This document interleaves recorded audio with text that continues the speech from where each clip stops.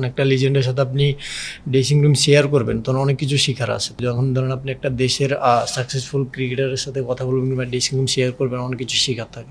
সুনির্মল বসুর সেই শ্রেষ্ঠ কবিতার দুটি লাইন রয়েছে, বিশ্বজোড়া পাঠশালা মোর সবার আমি ছাত্র।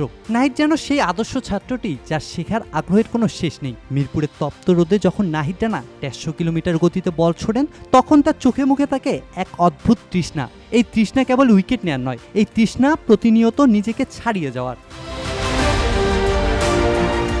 পাকিস্তান টেস্ট সিরিজ জয়ের পর গণমাধ্যম কর্মী যখন তাকে ঈদ আনন্দ নিয়ে প্রশ্ন করলেন, তখন খুঁজে পাওয়া যায় এক সহজ বোধগম্য উত্তর। ক্রিকেটের জয় আর ঈদের আনন্দ দুটো রেল লাইনের মতোই সমান্তরাল, যা তাকে আনন্দ দেয় ঠিকই, কিন্তু দুটো স্বাদ একেবারে ভিন্ন।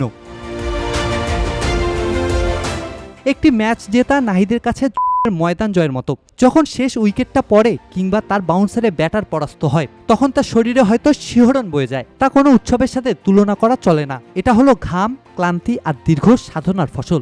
ড্রেসিং রুমে সতীর্থদের পিঠ চাপড়ানি আর গ্যালারির রানা রানা গর্জন, এই আনন্দটা এসেছে হার না মানা এক জেদ থেকে। নাহিদের কাছে জয়ের আনন্দ মানে হলো আমি পেরেছি।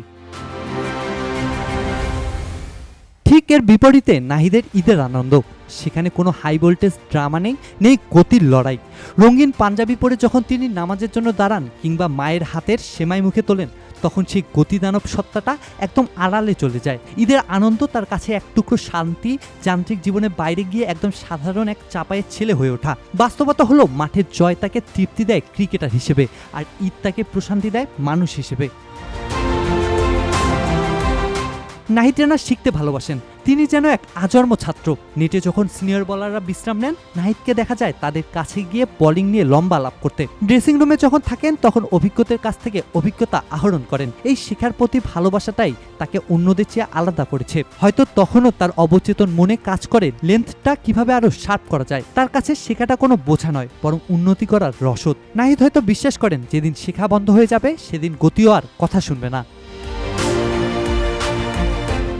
নাহিদ রানা খুব ভালো করেই জানেন পেস বোলারদের কেরিয়ার তাসের ঘরের মতো ঠুনকো হতে পারে যদি পরিশ্রম আর শেখার ঘাটতি থাকে। তাই ঈদের দিনেও তার ফিটনেস রুটিন হয়তো ঠিকই সচল থাকে। এই রিয়েলিজমটাই নাহিদ রানার শক্তির জায়গা। ঈদ তাকে রিচার্জ করে, আর শেখার আগ্রহ তাকে মাঠে অপ্রতিরোধ্য করে তোলে। Zubair Hossain Bappi, C sports.